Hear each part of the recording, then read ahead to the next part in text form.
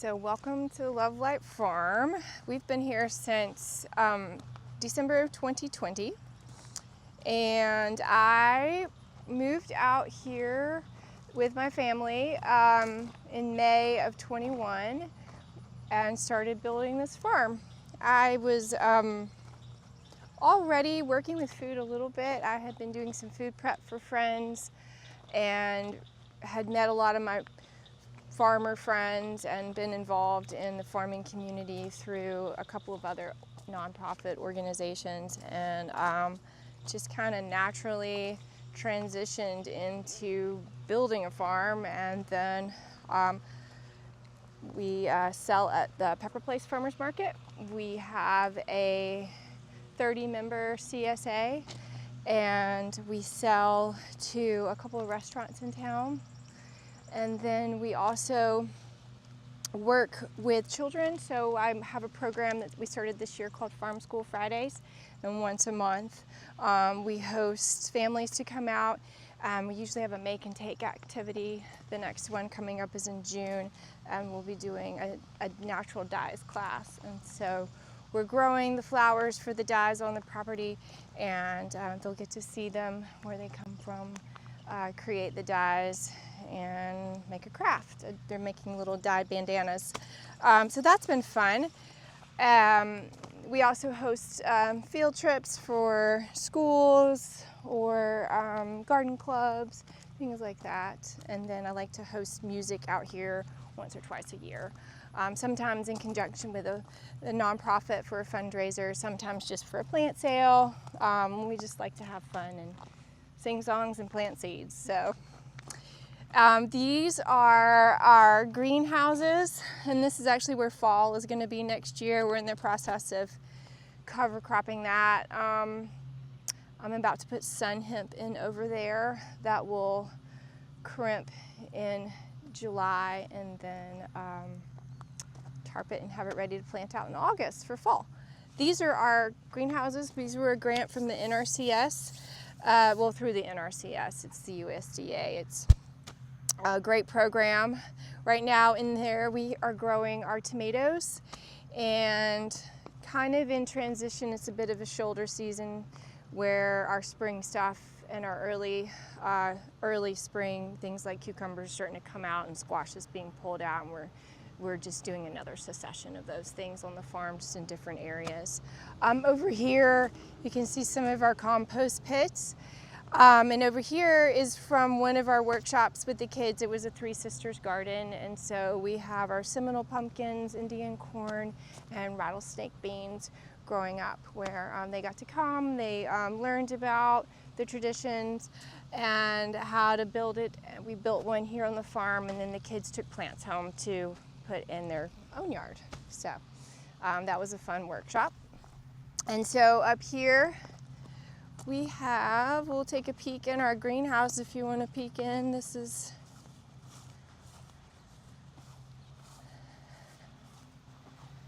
so we just planted some more cucumbers. These are our tomatoes. We're certified naturally grown, which is the same criteria as the USDA organic, but it has a lot of aspects of sustainability and what we're doing that promotes a healthy watershed, pollinator habitats, and soil conservation. So part of that for me, and in a shift, is where I'm not covering the rows with as much with row cover. I'm trying to maintain a living pathway. It's a little bit of a mess in here because it's grassy living pathway, but there's parts of the farm where it's really worked well. Like, it really worked well with our brassicas this year, and our living pathway was a crimson clover.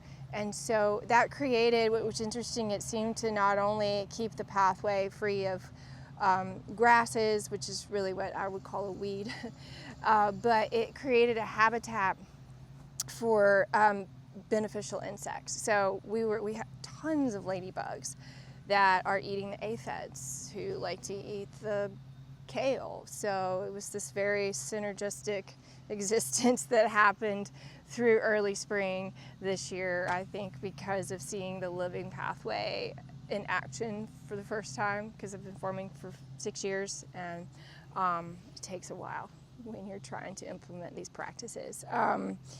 So it's been nice to see that happen. And the kids also came out for a workshop where we actually released the ladybugs. So I did have a little head start on the ladybug population. Let me just preface it with that.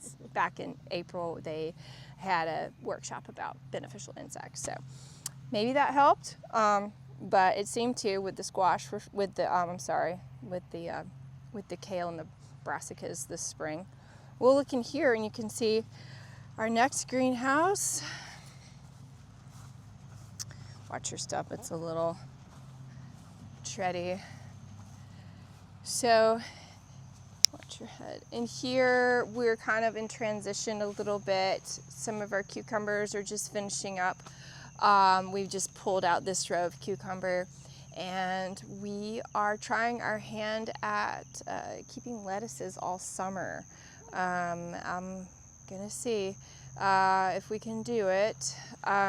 Keeping them moist and misting them a couple of times a day is key, and keeping them in a shaded area.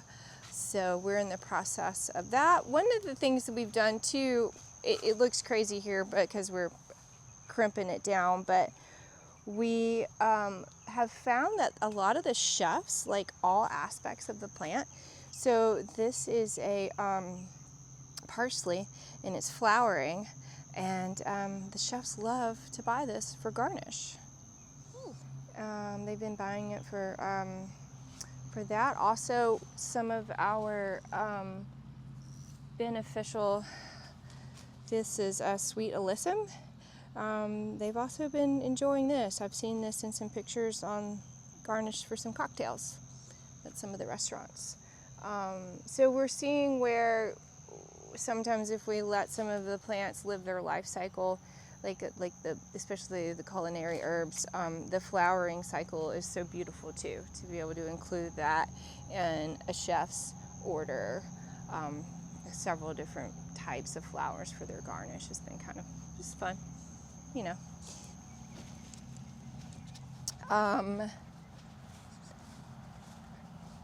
That's a mess. This is a little wet. We'll walk up this way with your shoes.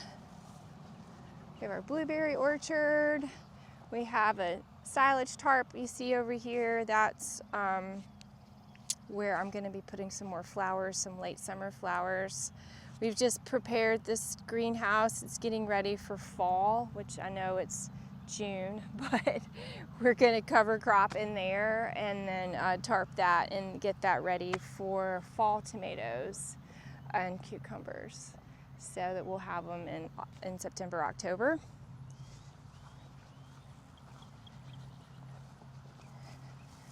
You can't really tell because they're not, this got very anaerobic with the rains in this spring, so it's really weedy over there. But you can see some of the herbs are still popping. We've got some dill and Tulsi basil, sweet basil, and some of our dye flowers are over there. They're just struggle bus because of a lot of rain that we had in the spring. Here, we'll walk up so she can get out of here.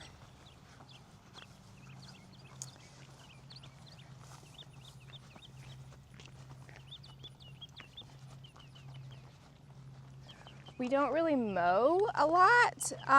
We mow just the heavy traffic areas.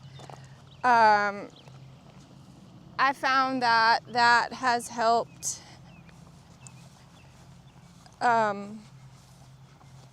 with some of the water saturation. We were having a lot of rain last spring. Bye, Mar. And like this whole half of the field went anaerobic and just everything died. It was just suffocating. So we've been not really mowing. One, it's allowing for the pollinators to come in and forage on all of the grasses and the flowers and the clover and everything. But I feel like it's helped with the excess water a little bit this year, maybe.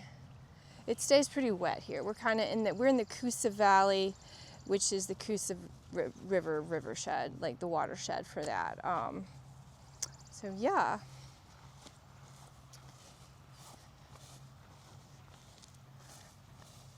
And then here's our silage tarp where we're getting ready for fall again, just tarping. And then this is another round of the Three Sisters. We just had extra plants, so we just threw them down a row. We've got okra right here. This is where our garlic was. And then we've got a hedgerow of flowers and Tulsi basil, which is, I think, some of my favorite. The bees love this too. Like, they're usually all over it. We've been making a vinegar out of this, which has been pretty fun. It turns the water, it turns the vinegar like a kind of a pink purple color by just letting it soak in the vinegar for about 30 days. You can see our living pathways here. We just mow with this really small mower and then save the clippings, dry them out, and use them as mulch in other areas. Then here, these are some green beans, and this is our second succession of squash in here that we've started, and some watermelons. And then this is where we had our spring brassicas and our, ooh, let's look at the dill, it's really pretty. And where we had 5 rows of carrots. So those have come out, and we're starting to prepare that area for fall as well. So.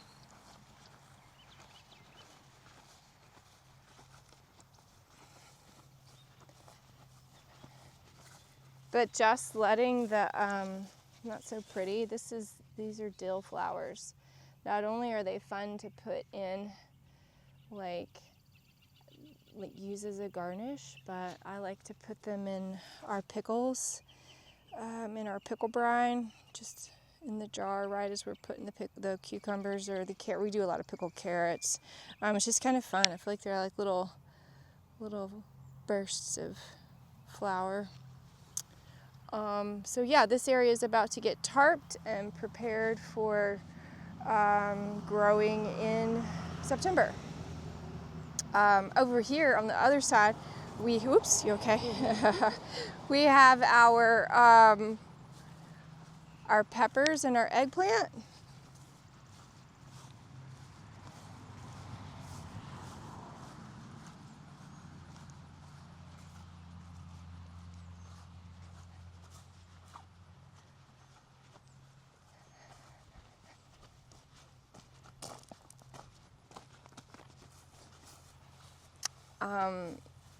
These are our dye flowers again, some of our dye flowers. We've just been harvesting today, so all the flower heads are gone.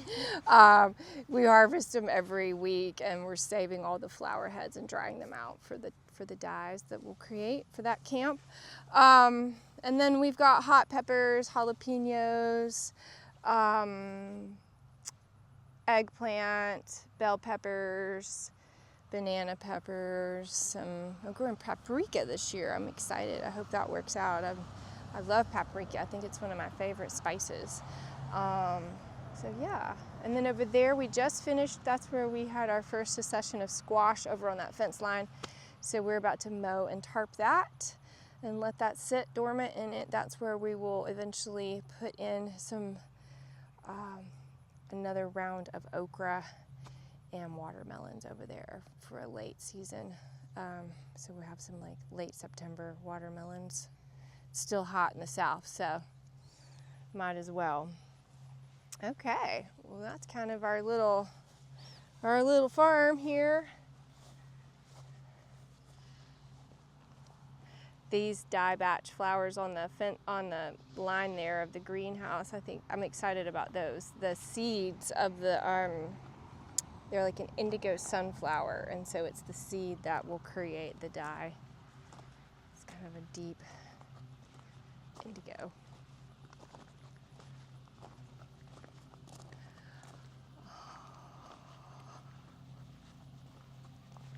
Cool.